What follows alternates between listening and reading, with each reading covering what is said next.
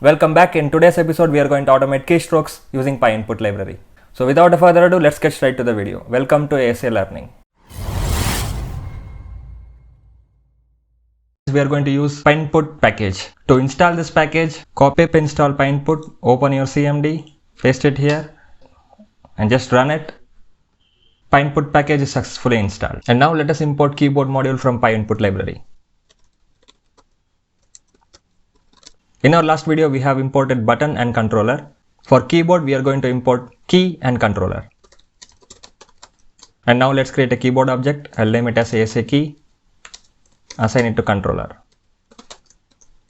So first we are going to automate keystrokes. We are going to send our keys. We will use press and release. We will use the above object, ASA key, and we have press and release here. Let's say we are giving A here and we have to release this key. As we are using Jupyter Notebook, we cannot see the A being typed by the code. Hence, I will introduce a delay here. I'll import time, and from time, we can introduce a 3-second delay. And now I'll run this cell and keep my cursor in the notepad. So we have 3-second time. So it has typed A now. So this is how press and release works. And now if you want to use Shift, Ctrl, Alt function keys and other keys here, you can make use of key module. I'll show you how it's done. Here you can use the key module and it has all the functions that you are seeing in your keyboard. So it has all the keys that you can make use of, even the function keys, home keys, Shift, Ctrl, everything. So now let's test it by clicking on Windows key. To do that, we have to give CMD. So I'll press and release the Windows key here. Let's introduce a delay so that we can see. Yes, it has clicked on the Windows. And now let's assume we are going to type capital A. You can also do that by giving directly capital A here. So even that works. But instead of that, we are going to do it like we are going to hold the Shift key and we are going to press A here. I'll use with keyword here. To do that, we have pressed. So it assures that you're holding on to that particular key. So it is the Shift key here and the rest is the same. If I run this cell, it should type a capital A. I'll introduce 3-second wait here. Now let's check it. Yes, it has typed capital A here. This actually means you're holding on to the Shift key and pressing the A letter. And now let's do something interesting. We are going to type a complete sentence onto the notepad. So let's create a variable to hold our sentence.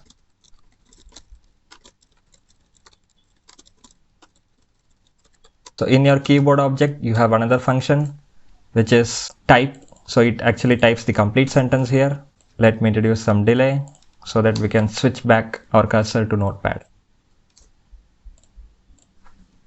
You can see the complete sentence is typed onto the notepad now. And now let's make this more interesting. We will make like a human is actually typing an input, but you are not going to touch the keyboard. This time without touching the keyboard, if you run this cell, it automatically types onto your notepad. To do that, we are going to use same press and release character by character.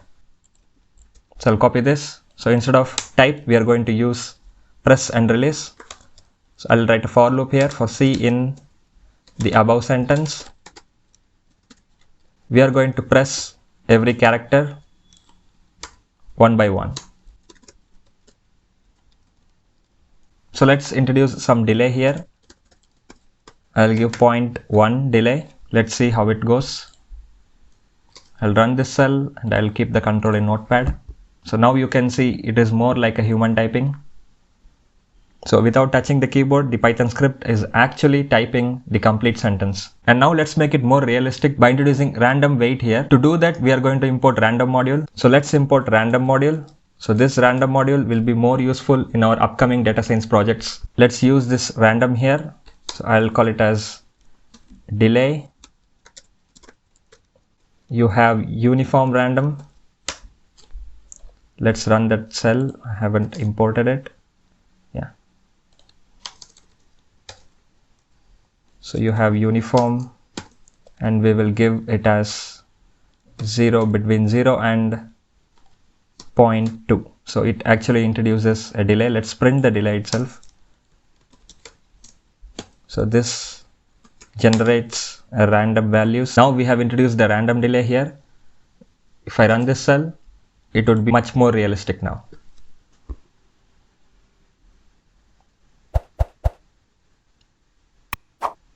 There you go.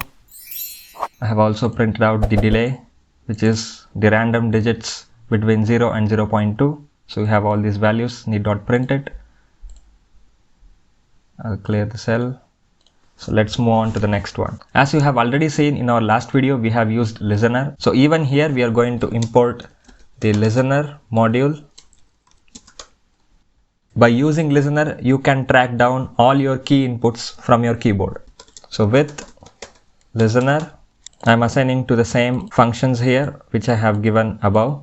So it is going to print the key pressed values and key released values. So whatever I type in my keyboard, it is going to give in the console. You can also log this using logging module. We will see logging module in depth in another video. So as listener itself, let's join it. I'm going to remove the listener.stop. We are going to run it forever. So if I run this one, all my keystrokes will be printed on this Jupyter notebook here. So let me show you how it works. So when I run this cell, even the shift enter is been printed out here. Let me type in my notepad.